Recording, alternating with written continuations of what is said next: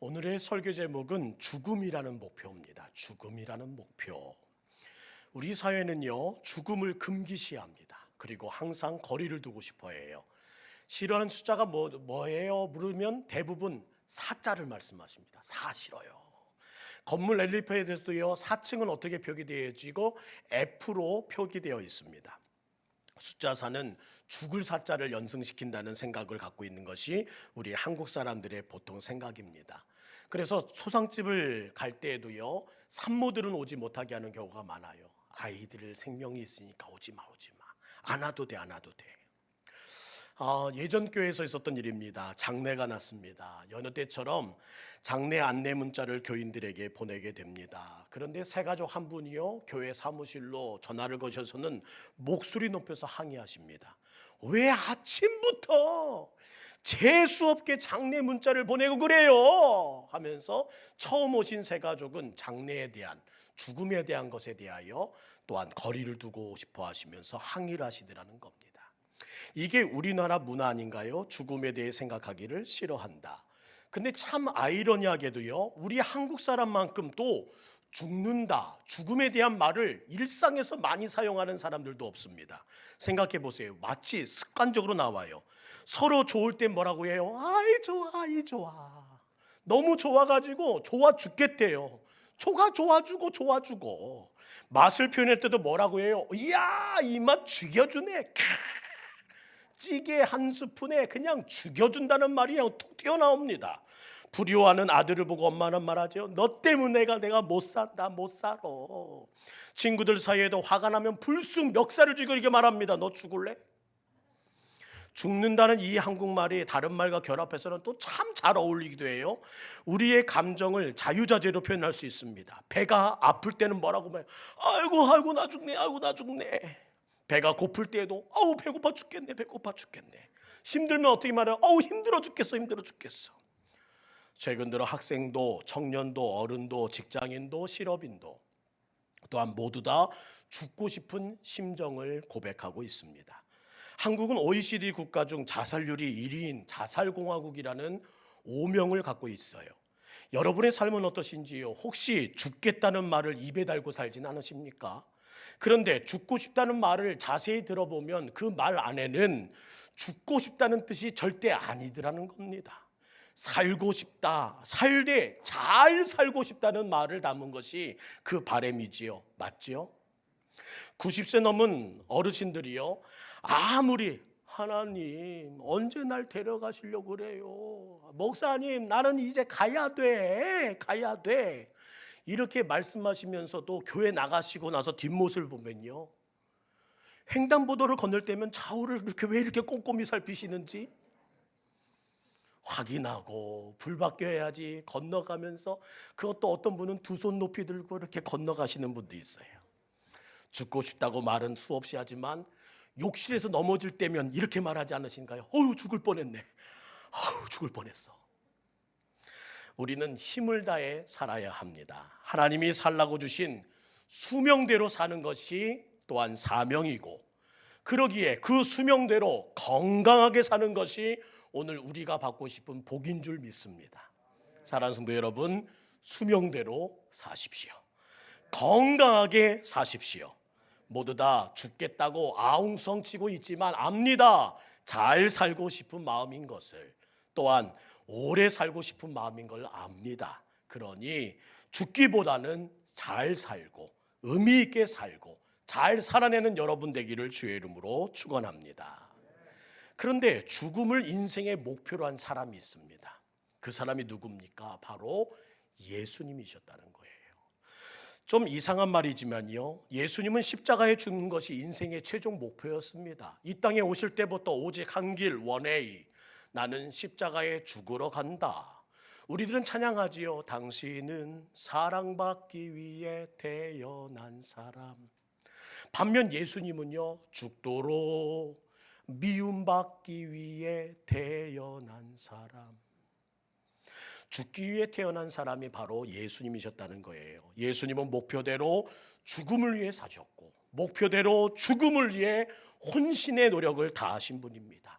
일하면서도 죽음을 생각했고 잠자면서도 죽음을 묵상했고 아침과 밤마다 기도하면서 주여 잘 죽게 해주십시오 라고 기도하면서 살아내셨다는 거예요.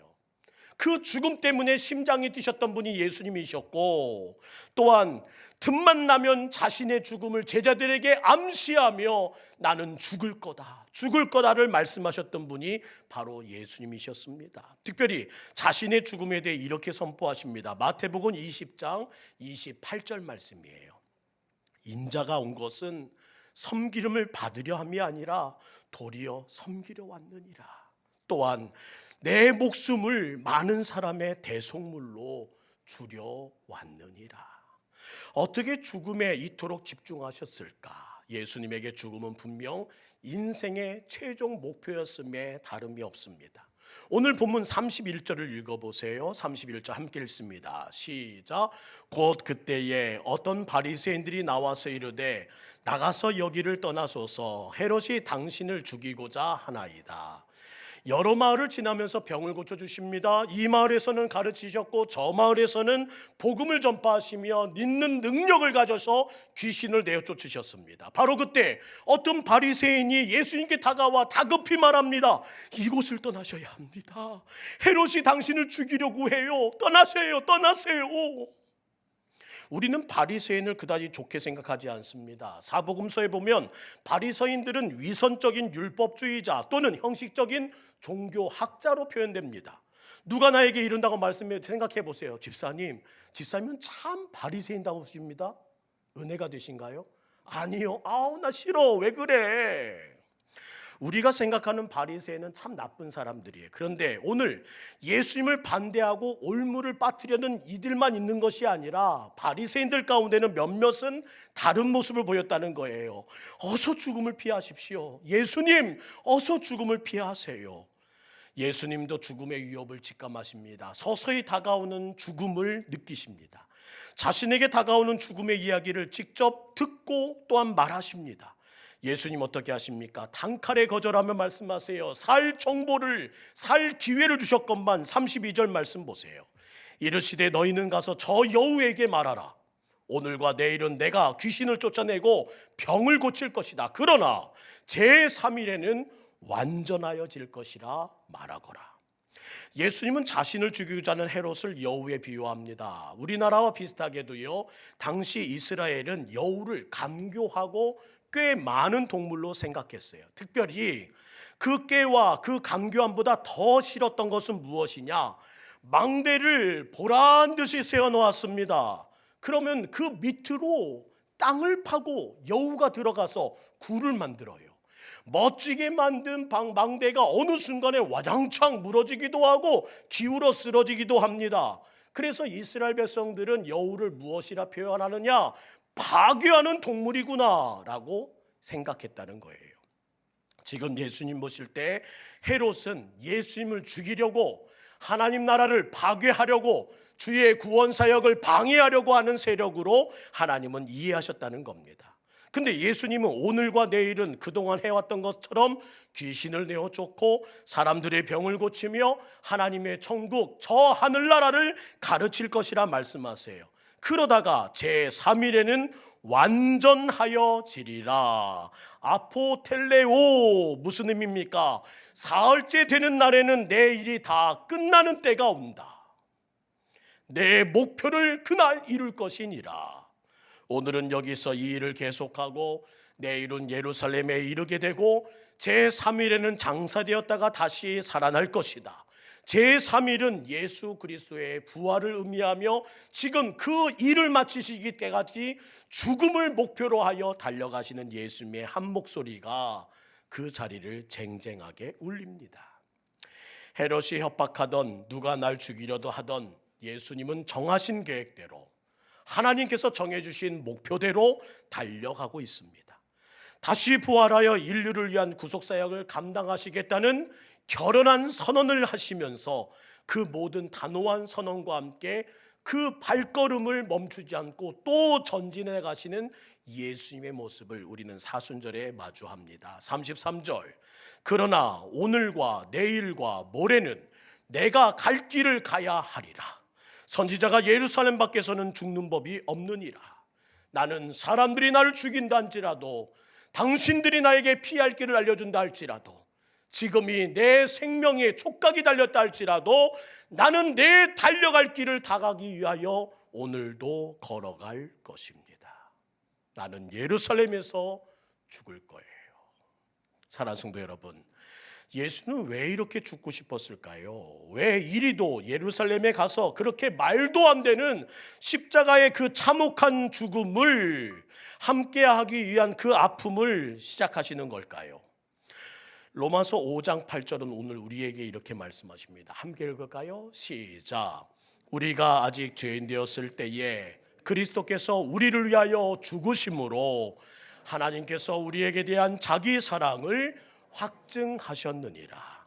하나님의 사랑을 확증하시려고 죄인된 나에게, 범죄한 우리에게 구원이라는, 자유라는 놀라운 생명을 주시기 위해 죽음이라는 목표를 향하여, 십자가를 향하여 나아가시는 주님의 걸음은 오늘도 전진되고 있더라는 겁니다.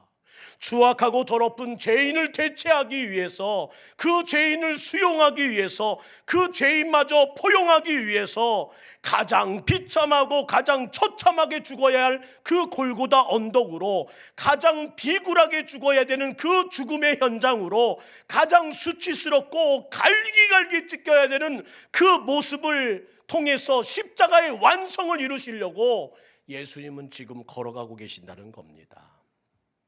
예수님의 목표는 오직 하나, 자신의 죽음으로 저와 여러분을 살리기 위하여 그 모든 일을 이루셨다는 것을 보고 믿고 알기에 오늘 우리는 이곳에 모여 예배드리고 있습니다. 우리를 살리신 그 모험을, 그 모든 메시지를 우리는 가스펠, 복음이라고 부릅니다. 그 복음 때문에 오늘 우리는 모였고, 그 복음 때문에 오늘도 예배드리고 있습니다. 예전에 제 이야기 하나 꺼낼까요? 나이 많은 새가족분이요, 따님의 전도를 받고 교회로 등록하셨습니다. 당시 제가 전도부, 새가족부를 담당하고 있었기에 나이 드신 분이 어렵게 오신 그 발자취를 더욱더 값지게 하고 싶어서 얼마나 사랑했는지 모릅니다. 아이고 오셨어요 어머니. 따님의 함께 손을 얹으며 한 계단 한 계단 올라오시는 그 모습을 볼 때마다 가슴이 짠하여 잘 오셨습니다. 잘 오셨습니다. 근데 이상합니다. 어느 날 갑자기 그 어머니가 저를 보면서 누구시지요? 하면서 교회를 들어오시는 거예요. 아, 이게 치매 증세구나. 그리고 곧 기억이 희미해지고 사람도 잘 못 알아보는 지경에 이르러서 요양원에 옮기셨다는 얘기를 들었어요. 그런데 따님이 하도 본닥합니다. 목사님, 더 늦기 전에요. 더 못 알아듣기 전에요. 더 하나님의 거룩한 은혜 안에서 이 기회에 살리지 못할 때가 오기 전에 복음 좀 전해주세요. 복음 좀요. 그래서 되도록 맑은 시간, 정신이 맑다는 시간에 신방을 갔습니다. 그러자 제가 들어는 그 순간에 얼마나 그 어머니가 환하게 웃어주시는지요. 목사님 하면서 맞아주시는데 참으로 감사했습니다. 서둘러 예수 그리스도의 죽음, 예수 그리스도의 부활, 예수 그리스도의 다시 오심, 예수님의 전부, 십자가 보혈, 그리고 그분을 믿으시겠습니까? 하는 말에 이 어머니는 힘줘 말합니다. 아멘, 아멘, 아멘. 다 된 듯 기뻤습니다. 그런데 따님이 옆에서 또 한 번 이렇게 말하는 거예요. 한 번 더요, 목사님. 얼마나 간절했는지 또 한 번 부탁에 처음부터 끝까지 앵콜 설교를 또 한 번 했어요. 차근차근 설명해 드리면서 다 끝나셨어. 예수 그리스도를 믿으시겠습니까? 아멘 하는 그 어머니와 함께 잘 됐습니다, 할렐루야 하며 예배를 끝내려는 그때에 따님이 또 한 번 말합니다. 한 번 더요, 한 번 더요. 세 번째 같은 내용을 전해야 되는 저의 마음을 이해하시겠습니까? 솔직히 그 순간에 짜증이 확 일어나는 거예요. 지금 장난하는 거야? 아멘 했잖아. 지금 복음을 받아들였는데 뭘 한 번 더해, 한 번 더. 복음은 능력 있고 들어 아멘하면 되는 거지. 뭘 몇 번이나 재탕을 해. 그럼에도 불구하고 목사가 좋은지라 숨기고 짜증나는 것을 모두 다 멈추고 또 한 번의 복음 증거를 시작했습니다. 그리고 그 모든 것을 끝나는 순간 예수님이 제 마음에 싹 파고드는 걸 느꼈어요. 윤명아, 복음을 정작 들어야 할 사람이 바로 너구나.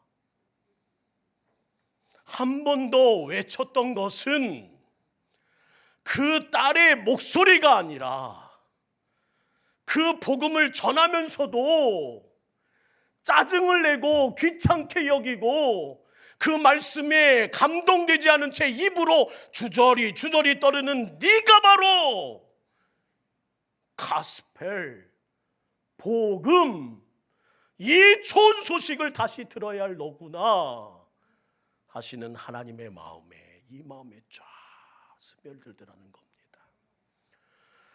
너는 입술로 수없이 복음을 전했지만 정작 너의 마음속에는 십자가의 사랑이 느껴지고 있더냐? 내가 너를 위해 흘린 그 십자가의 피가 내 심장에 지금 흐르고 있다는 말이냐? 내 심장을 흥건히 적셨더냐고? 지금 너는 나의 복음으로 얼마나 감격하고 얼마나 흥분되어 이 복음을 3번이나 전할 수 있는 이 자리가 있음에도 불구하고 너는 대체 무슨 생각으로 그 일을 감당하고 있다는 말이냐? 이 녀석아,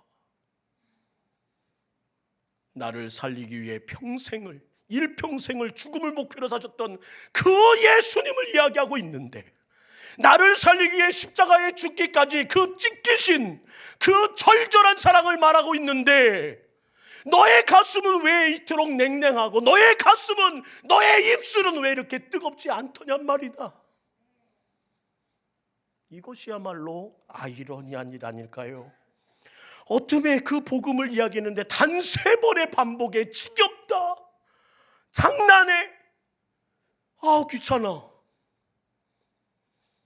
네가 정작 직업 목사가 되어가고 있구나. 그때 송곳 같은 그 지적이 제 가슴을 찔렀고 찢었습니다. 그래서 그 이후부터는 단 한 번이라도 십자가를 전하려면 내 목소리와 내 정성과 내 뜨거움을 다 내어놓고 전하겠습니다. 서원한 채 여기까지 달려오고 있어요. 사랑하는 성도 여러분, 여러분은 좀 어떠십니까? 십자가 복음의 메시지를 들을 때면 또 저 얘기하네, 지겨우십니까? 아니면 지난주에 듣지 못했던 또 다른 하나님의 거룩한 감격으로 감동된 채 여러분의 눈시울이 붉어짐을 느끼고 계십니까? 십자가를 들을 때마다, 성전에 들어와 십자가를 바라볼 때마다, 예수 보혈이란 단어를 들을 때마다 벌떡벌떡거리는 여러분의 심장의 박동을 느끼고 계시냐는 말입니다. 묵직한 뜨거움이 있냐고요. 저와 여러분을 살리기 위해 십자가에 대신 못 박히신 그분을 생각할 때마다, 그 십자가에서 흘린 주님의 보혈을 생각할 때마다, 보혈을 찬송을 부를 때마다, 그 모든 이야기를 내 입술을 담을 때마다 주여 주여, 다시 붉어지는 눈시울과 다시 붉어지는 내 가슴의 이 심장박동으로 여러분이 다시 숨쉬고 여러분이 다시 뛰게 되는 것이 정상이라는 말입니다. 그러면 그렇지 못하다면 무슨 말이에요? 비정상이구나. 지금 이 한국교회가, 지금 하나님의 백성들이, 목사란 자가, 장로란 자가, 권사란 자가, 하나님의 중직자를 받았던 자들이 다 비정상이구나. 사랑하는 성도 여러분, 아무리 어려워도 죽겠어, 함부로 내뱉지 않기를 주의 이름으로 부탁드립니다. 하루하루 메마른 땅을 종일 걸어갈다 할지라도 쉽게 죽어서는 안 되는 인생이 바로 납니다. 왜요? 주님이 나를 위해 죽으셨기 때문입니다. 오늘 죽어라 한들 나는 죽을 수 없습니다. 왜요? 내게는 사명이 있기 때문입니다. 나를 살려주시면서 주님께서 하신 말씀이 있기 때문입니다. 이제는 잘 살아야 한다. 나는 잘 살아야 합니다. 나는 의미 있게 살아야 합니다. 나의 생명을 바꾸기 위하여 죽으신 예수 그리스도를 생각할 때마다 나는 이렇게 살아서는 안 된다는 것을 나는 알고 있습니다. 따라합시다. 잘 살아야 한다. 옆에 분에게 물어보세요. 잘 살고 계세요? 잘 살고 계시냐고요? 그러기 위해 예수님은 여러분이 잘 살기 위해 십자가에 죽으셨고, 여러분이 그렇게 살면 안 되기에 인생을 바꾸기 위해 십자가에서 죽으신 주님이셨으며, 그 잘 사는 목표 하나만으로 죽음을 목표로 하여 달려오신 예수님이셨다는 겁니다. 그분의 인생의 목표를 이렇게 말씀으로 표현합니다. 요한복음 10장 10절 말씀 함께 읽을까요? 시작. 도둑이 오는 것은 도둑질하고 죽이고 멸망시키려는 것뿐이요 내가 온 것은 양으로 생명을 얻게 하고 더 풍성히 얻게 하려 하는 것이라. 생명을 얻게 하고 풍성하게 정말 잘 살기를 원하시는 마음으로 주님은 십자가에서 이렇게 말씀하십니다. 이제 잘 살 수 있지? 이제 잘 살아야 해. 예수님의 공생애는 늘 이렇게 우리 안에서 하나님의 거룩한 뜻으로 살아오곤 합니다. 장례식에 다녀오면 어떤 마음을 느끼세요? 대충 살아야겠다는 생각 드시나요? 저는 아니던데요.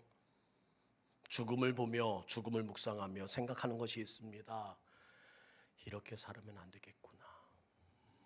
죽음을 보며 죽음을 묵상하면 하루하루의 삶이 바뀌어져야 합니다. 그런데 우리는 예수님은 죽어야 된다고 생각하는데 내가 죽겠다는 생각은 하지 않습니다.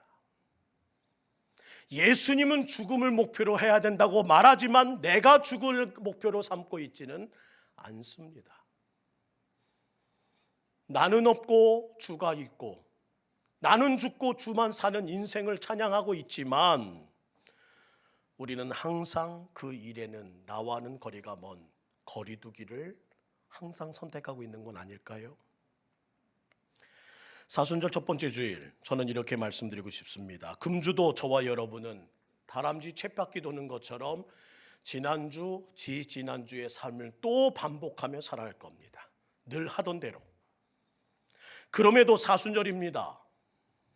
나를 살리기 위해 나에게 더 풍성한 생명을 주시기 위해 죽음으로 목표를 삼으신 예수님께서 걸어가신 그 십자가의 길을 묵상함으로 일상의 그 쳇바퀴에서 다른 일들을 선택해야 될 시간임을 놓치지 않기를 원합니다.